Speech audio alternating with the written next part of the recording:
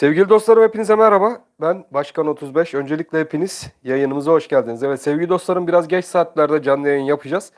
Fakat dolar TL kuruyla ilgili iyi tahminlerimiz var. Bu tahminlerimiz doğrultusunda doların hangi yöne gidebileceği veya sizlerin dolar kurunda öncelikle hangi seviyelerde stop bölgesi kullanmanız gerekeceğini teknik analiz yönteminde burada sizlerle birlikte bulmaya çalışacağız.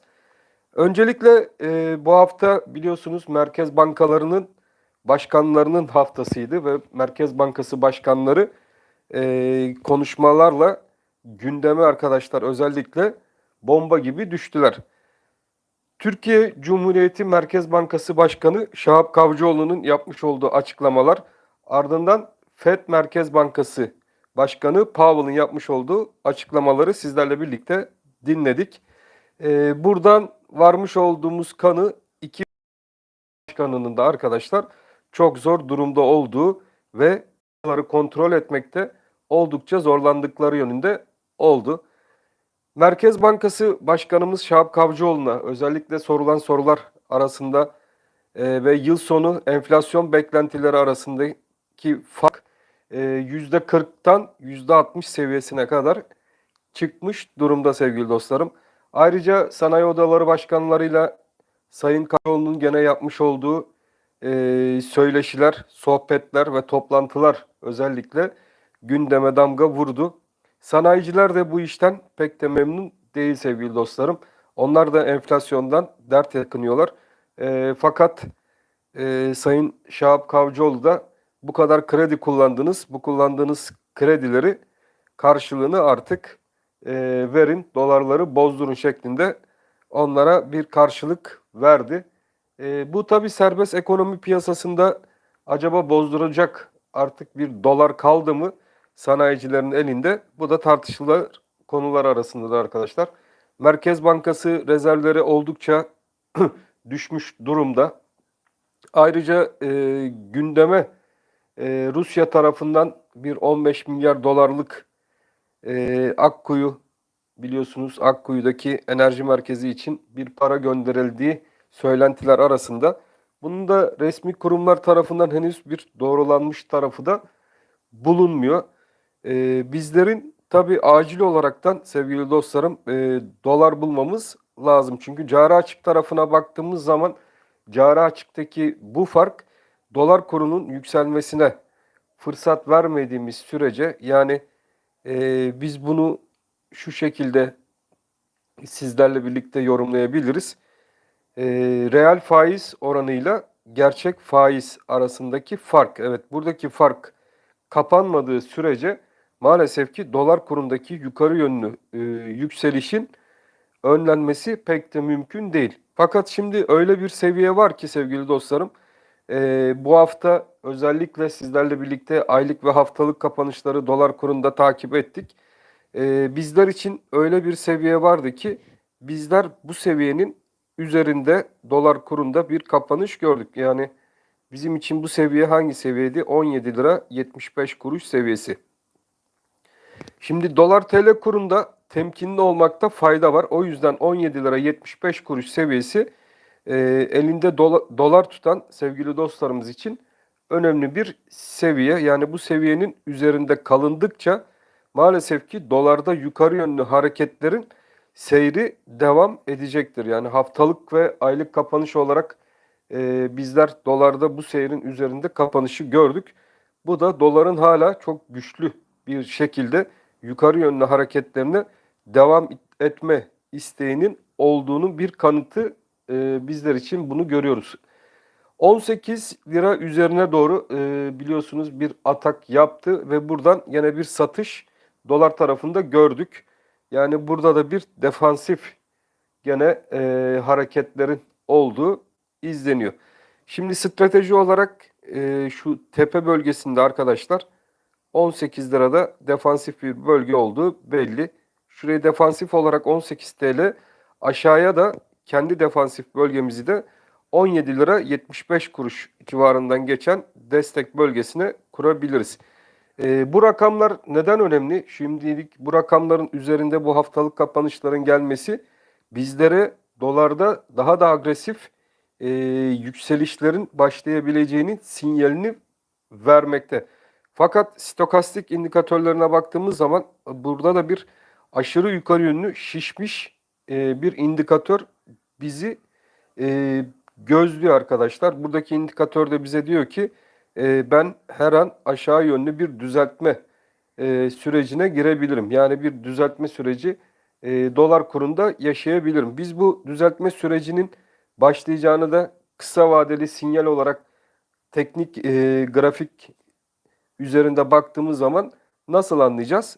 Yani bunu da bizler 17 lira 75 kuruş seviyesinden anlayacağız sevgili dostlarım.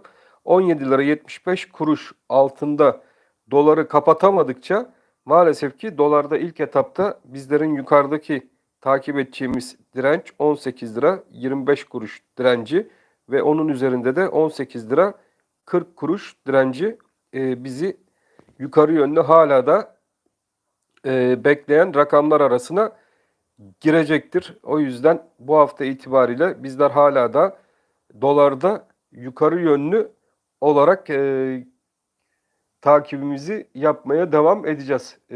Bunun çünkü teknik olarak başka türlü bir açıklaması şu an için yok arkadaşlar. 17.75 üzerinde yani o şuradaki bakın yükselen üçgeni zaten hepiniz görüyorsunuz. Buradaki üçgen üzeri şuradan geçen rakam dolarda 17 lira 75 kuruş civarından geçiyor. Bu da bu üçgen içerisine girişler dolar tarafından bir daha tekrardan gerçekleşmediği sürece maalesef ki ilk etapta 18.25 yukarıda takip edeceğimiz direnç ve onun üzerinde de 18 lira rekor seviyeden geçen 18 lira 40 kuruş bölgesindeki direnç yukarı yönlü takip edilecek bir alan olarak izlenmeli diye düşünüyorum sevgili dostlarım. Pazartesi günü itibariyle dolardaki gene açılışları takip edeceğiz. Bakalım burada dolarda hala da 17 lira 75 kuruş seviyesi üzerinde kalma isteği olacak mı dolar kurunda? Zaten bu istek olursa da anlayacağız ki dolarda yön 18 lira 25 kuruş ve 18 lira 40 kuruş civarlarına doğru dolarda hala da yukarı yönlü potansiyelin devam edeceğinin işaretini bizlere verir. Şimdi bu arkadaşlar 17 lira 75 kuruş yani şuradaki yükselen üçgeni bizler yukarı kırdık zaten. Fakat bu hareketin bir fake hareket mi olup tekrardan üçgen içine girecek mi? O yüzden bu hafta bizler için önemli olacak ve buradaki hareketin fake olup olmadığını bu kapanışlardan sizlerle birlikte anlamaya çalışacağız. Eğer ki bu bir fake hareket olmaz ise ve dolar TL kuru burada önümüzdeki pazartesi gününden itibaren kapanışlarına devam eder ise işte sizlerle birlikte bizlerin de o zaman daha farklı rakamları ve daha farklı hedef noktalarına doğru dolar TL kurunda yukarı yönlü hareketleri izleyebiliriz. Onun da hedef noktası bakın şu iki paralel çizgi üzerinde belirlediğim alan kadar olacaktır. Orası da aşağıda 10 lira, yukarıda da 15 lira kabaca yani 5 liralık bir fark. Bu 5 liralık farkı da arkadaşlar dolar kurunda şuradaki kırılım geçen kırılımın üstüne koyar isek yani 17 lira 75 kuruşun üstüne bu 5 liralık farkı da dolar kurunda bizler bakın sevgili dostlarım ana hedef bölgesi olarak 22 TL'ler civarına doğru buradaki yükselen üçgenin hedef noktası kadar yukarı yönlü bir hareketi tetikleyebiliriz. O yüzden diyoruz ki dolar kurunda gerçekten 18.25 ve 18.40 aralığı çok önemli bir aralık ve buradaki formasyonun çalışması durumunda bizler bir anda dolar TL kurunda hızlı bir şekilde 22 TL'ler civarına doğru yukarı yönlü hareketi teknik olarak izleyebiliriz. Bunun için yerimiz var mı diye haftalığa baktığımız zaman evet haftalıkta hala da stokastik indikatöründe bir miktar daha bölgenin bulunduğu, aylık bazda gene stokastik indikatöründen bunu incelediğimiz zaman burada aylık bazda da gene grafiklerde aşırı bakın şurada aşırı aylıkta yani uzun vadeli grafikte burada da gene aşırı alım bölgesine doğru hala da al sinyalinin devam ettiği ve aşırı alım bölgesine doğru girmek isteyen bir stokastik indikatörünü bizler izleriz. Bakın geçmişte de burada aylarca bu bölge üzerinde kalmış bir stokastik indikatörünün hareketlerini göreceksiniz. Yani aşırı alım bölgesine yerleşmiş ve buradan uzunca bir müddette çıkmamış gözüken bir stokastik bizi karşılar. Yani hareketler çok sert olabilir arkadaşlar. Tabii bunun olabilmesi için de dediğim gibi dolar kurunda 17.75 hala önemli bir destek. Bu desteğin altına bir şekilde Merkez Bankası dolar kurunu çekebilir ise o zaman düzeltme seviyesi olarak bizler sizlerle birlikte 17.50, 17.35 ve 17 civarlarına doğru düzeltme hareketlerini izleyebiliriz. Sizlerin de yakından takip etmesi gereken en yakın destek ve kendinizi kollayabileceğiniz en yakın destek 17.75 ve bu 17.75 önemli destek altında kapanış olmadıkça da bizler önümüzdeki hafta itibariyle 18.25 seviyesini dolar TL kurunda maalesef ki yukarı yönlü zorlamaya devam ederiz. Tabii doların her yukarı çıkışı bizler için bir kar gibi gözükse de arkadaşlar enflasyonu tetikleyen en büyük etkenlerden biri şu an için ülkedeki döviz. ABD Merkez Bankası'nın yapmış olduğu faiz artışlarından kaynaklı olarak da ülkemizde bulunan döviz kıtlığı, hatta ülkemizde bulunamayan dövizden dolayı yaşadığımız kıtlık neticesinde gerçekten faizleri de düşük tutmamız e, doların ana vatanına daha hızlı bir şekilde dönmesine sebebiyet veriyor. Bu hareketler de ilerleyen günlerde Avrupa Merkez Bankası'nın da özellikle faiz artışlarına devam etmesiyle birlikte burada da bir kıtlık dönemi yaşayabiliriz. Bir sonraki videomda altın, gümüş, euro ve sterline zaten değineceğim. Orada da önemli rakamlar olacak.